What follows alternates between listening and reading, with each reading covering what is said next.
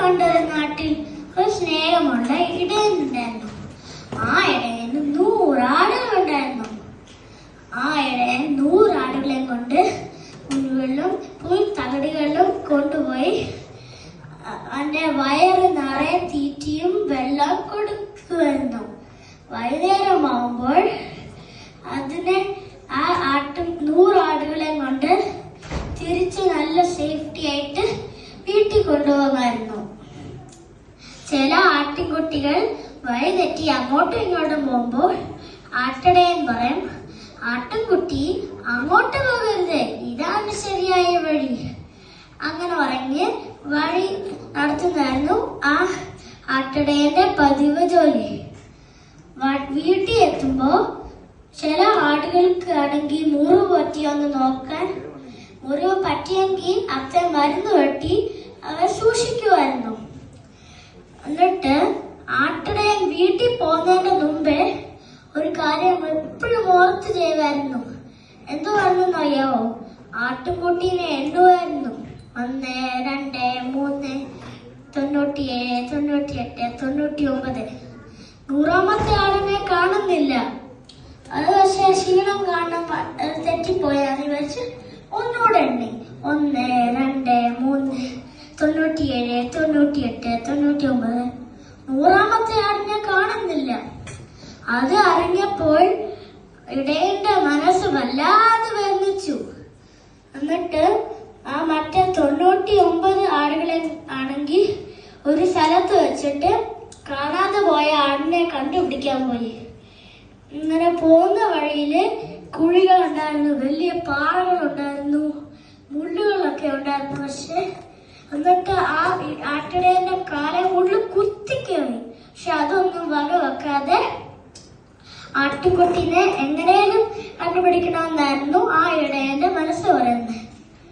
അപ്പം അത് കണ്ടുപിടിക്കണമായിരുന്നു. ആ ആട്ടിടയൻ ഇങ്ങനെ പറഞ്ഞുകൊണ്ട് നടക്കുമായിരുന്നു. എന്റെ പ്രിയപ്പെട്ട ആട്ടുകുട്ടി, നീ എവിടാണ് പോയേ? എന്റെ പ്രിയപ്പെട്ട ആട്ടുകുട്ടി, എവിടാ നീ? അങ്ങനെ പറഞ്ഞ്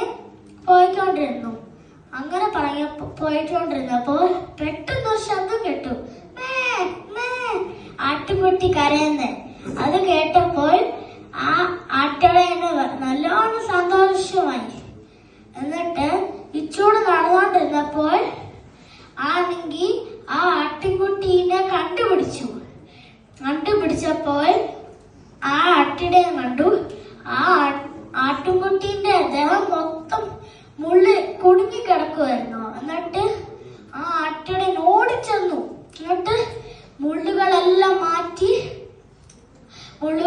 മാറ്റി അതിനെ തോളിൽ വെച്ചു. വീട്ടിൽ എത്തുന്നവരെ അവന് മനസ്സില്ലായിരുന്നു ആ ആട്ടുകുട്ടീനെ താഴെ വെക്കാൻ. ഇപ്പം താഴെ ആണെങ്കിൽ ആട്ടുകുട്ടീനെ വെച്ചാൽ ഉടനെ ആ ആട്ടുകുട്ടിയാണെങ്കിൽ ആ ആട്ടിടയന്റെ മടി കയറും. ആട്ടിടയനാണെങ്കിൽ ചുറ്റിനുള്ളവരുടെ ഇടയ്ക്ക് പറയായിരുന്നു, എന്റെ ആട്ടുകുട്ടി കാണാതെ പോയിരുന്നു, പക്ഷെ ഇപ്പം കണ്ടുപിടിച്ചു, അതുകൊണ്ട് നിങ്ങളും എന്റെ കൂടെ സന്തോഷിപ്പി. അപ്പം നമുക്ക് എന്തോ ഈ കഥയെന്ന് മനസ്സിലാക്കാമെന്ന്.